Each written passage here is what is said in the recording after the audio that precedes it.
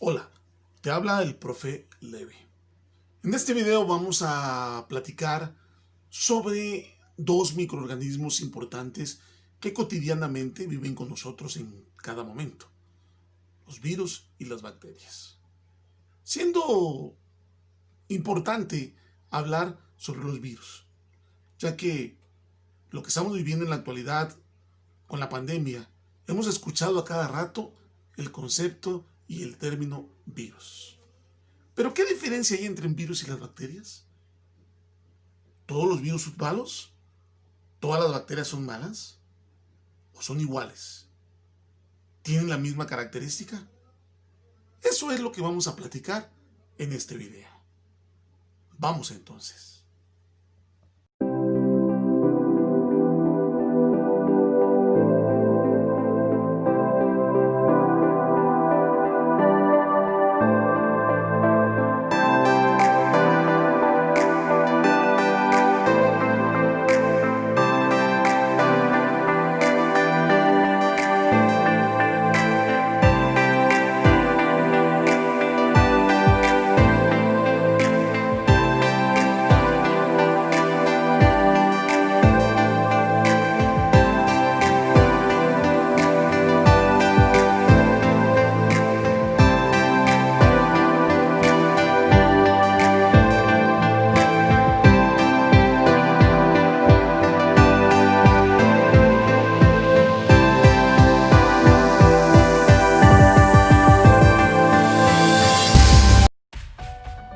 ¿Qué es una bacteria?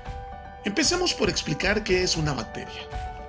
Las bacterias son organismos de una sola célula, o unicelulares, como comúnmente se los llama. Estos organismos son clasificados además como procariontes. ¿Qué significa esto? Como explica la Enciclopedia Británica, todos los organismos vivos de nuestro planeta están formados por uno de dos tipos distintos de células: eucariotas y procariotas. En las células eucariotas, el material genético está cubierto por una membrana llamada membrana nuclear. Además, este tipo de células se caracteriza por tener organelos, estructuras que cumplen ciertas funciones en la célula, como las mitocondrias, que se encargan de generar energía. Por otra parte, un organismo procarionte se caracteriza por poseer una sola célula que carece de organelos, estructura de las células que cumplen ciertas funciones, por ejemplo, un núcleo distintivo, debido a la ausencia de membranas internas. En el gráfico de abajo, o en el gráfico que vamos a presentar, podemos ver cómo se diferencia una célula procariota de una célula animal que es eucariota, como las nuestras.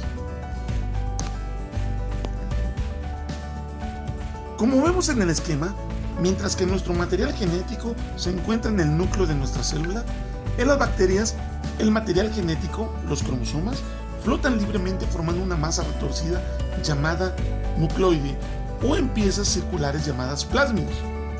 Otra diferencia entre las células procariotas y eucariotas es que las primeras usualmente son mucho más pequeñas. Dada su simplicidad y pequeñez, las bacterias pueden crecer y reproducirse muy rápidamente y florecer en casi cualquier ambiente. Pero, ¿cómo se reproducen estos organismos? La mayoría de las bacterias se multiplican por un proceso llamado fisión binaria. En este proceso, una célula aumenta su volumen hasta que se divide a la mitad, produciendo así dos células hijas idénticas. ¿Son peligrosas las bacterias? Ya sabemos que es una bacteria. Sin embargo, es necesario eliminar una creencia usual que solemos tener: todas las bacterias son malas para la salud. Es verdad que las bacterias nos pueden enfermar y muchas veces pueden causar la muerte. De hecho, las enfermedades por bacterias han jugado un rol importante en la historia de la humanidad. Epidemias extendidas como el cólera y la plaga han reducido la población de ciertas áreas por más de un tercio. Sin embargo, actualmente esto ya no sucede, en parte gracias a la creación de los antibióticos. Hay que recordar que los antibióticos fueron hechos exclusivamente para combatir enfermedades bacterianas. Pese a esto, e incluso, la mayoría de las bacterias son inofensivas. Nos ayudan, por ejemplo, a digerir la comida, a destruir otros microbios que causan enfermedades e incluso a pelear contra el cáncer. De hecho, menos del 1% causan enfermedades en las personas. ¿Qué es un virus? Ahora vamos a hablar del virus. Definir qué es un virus es un poco más complicado.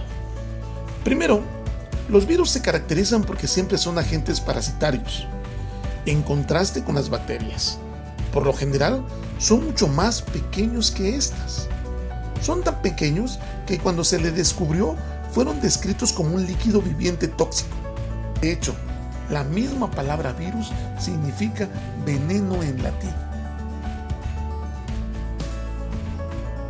Por otro lado, el tamaño no es lo único que diferencia a los virus de las bacterias. Los virus se encuentran en la frontera de lo que puede ser considerado un ser vivo o una cosa inerte. Si bien tienen elementos necesarios para los organismos vivos como el ADN o el ARN, son incapaces de leer o seguir la información contenida en el ADN o ARN. Necesitan infectar a otras células para ello. Es por esto que se explica que no se debería considerar a los virus un organismo vivo, pues no se puede reproducir ni realizar procesos metabólicos por sí mismos sin una célula huésped. Esto los diferencia tanto de las células procariotas, las bacterias, como de las células eucariotas, que sí pueden realizar estos procesos por sí mismas. Por ello, los virus son organismos parasitarios por excelencia. Dependen de otras células para casi todas sus funciones. Pero, ¿cómo realizan esto? ¿Qué hacen los virus? Los virus solo se pueden reproducir infectando una célula huésped. Al hacerlo, los virus usan a la célula para producir otros virus, genética y estructuralmente idénticos. ¿Cómo hacen esto? Hay diversas formas en que los virus se reproducen, pero hay ciertos eventos básicos en el ciclo de la infección que comparten todos. El primer paso en este ciclo ocurre cuando un virus padre se prende de la superficie de una célula huésped. A partir de ahí puede suceder dos cosas, dependiendo del virus. Una opción es que éste penetre la membrana externa de la célula y entre en ella.